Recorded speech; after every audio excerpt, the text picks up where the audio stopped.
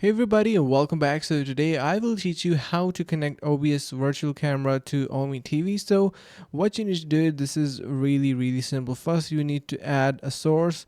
Like for example, if you have a virtual camera, what you can do is simply head over to this start virtual camera option and switch this on. But in settings you need to add your virtual cameras in here. For that you can simply drag and drop it onto the screen or add it as uh, source in the sources, and it will be listed in here. You can see you have display capture.